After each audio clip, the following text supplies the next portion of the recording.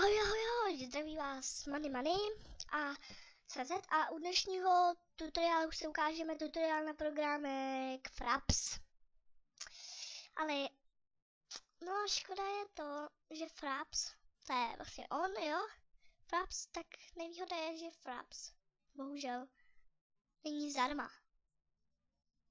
Tady si najdeme teďka na Google a promiňte mi za to, mám pomalý internet, jo. Vím to, říkáme to už biliarda 500krát lidí, jo. Takže za to se omlouvám, mám pomalý internet, jo, přiznám to, mám ho pomalý, jo. Tady si zadáte Google, jo.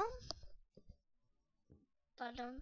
Ježiši, to je jak pomalý internet, bože můj, no, a jsme na Google, jo. Do Google si zadáme Fraps, normálně F-R-A-P-S. Neřešte prostě Fraps, F-R-A-P-S. Jo, vyjde vám to a hnedka to první je ta oficiální stránka Frapsu. Nebo Frapsáku, já nevím, prostě tak nějak. A teďka najdeme do sekce Download. Dělej. Do sekce Download. A tady si stáhnete tu nejnovější verzi a to je 3.4.7 a je tam nevýhoda, že můžete, jak to nemáte vlastně koupený, je to pro Windows XP Vista 2000 a 7 a jak nemáte vlastně, no tady jak jsem říkal, $37, jo. A prostě je ta nevýhoda, že jak nemáte prostě to koupený, tak to po 10 sekundách se vám to stopne a no nevím, jako stačí to na ukázky, jo. Nebo tak, jo, nějak, na takový kravinky, jo. No, takže to bychom si ukázali o té stránce a o tom všem. A já nevím, co bychom mohli ještě, jo, teďka popíšu tady ten Fraps, jo, tady máte Fraps. A jdeme do January a z toho, já si zaškrtávám, ale myslím si, že já to jako nepoužívám tadyhle ty dvě, jako tadyhle ty tři, co tu máte, jo. A nevím jako moc, co to znamená, jo, protože bych řekl, říkají to i v jiných tutoriálech, že to je totálně náprd, to kravina, prostě nepotřebujete to, jo. A to by bylo o tom January všechno. A půjdeme do FPS, to je taky důležitý, nebo spíš trošku důležitý, jo. Tamhle tím zapínáte, tam F11, F12, to totálně takhle jako z hlavy netuším, na čo to je, protože to F11 nevím, ale vím, že to F12 je na přesměrování a to F11 je myslím na vymazání FPS. Že se vám to nebude ukazovat vůbec, jo, prostě vám to zmizí. A tadyhle to F12 je, že se vám to zmizí, bla bla bla bla bla. A tady jak máte to černý, jo, tak to je, že se vám tamhle to, jak je v levém rohu, to, jak teďka ukazuju, tak se vám to objeví tady, když budete hrát v levém rohu.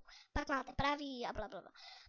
Hnedka tadyhle to první v tom movie je vlastně, kam to chcete uložit. Já to už mám ve videa. Jo?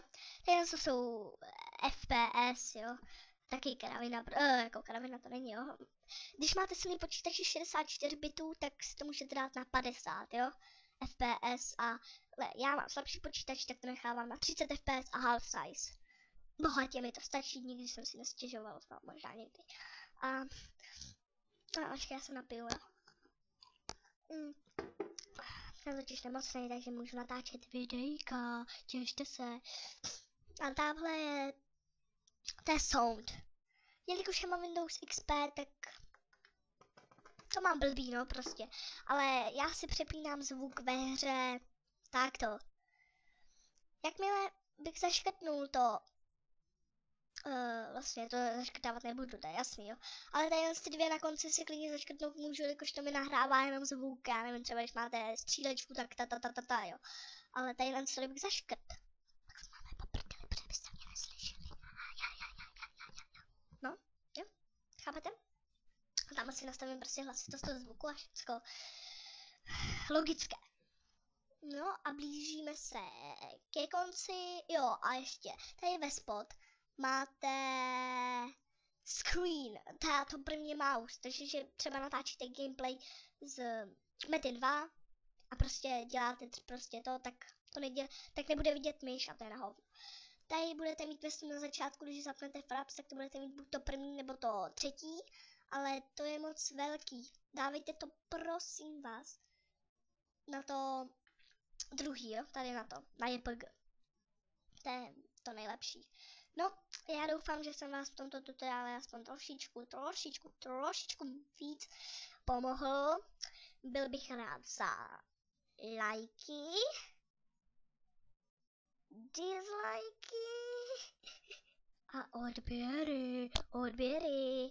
Pokud chcete tutoriály na Sony Vegas, protože v tom fakt umím a válím, tak jo, tak co jiného, než se s vámi rozloučit. Pa.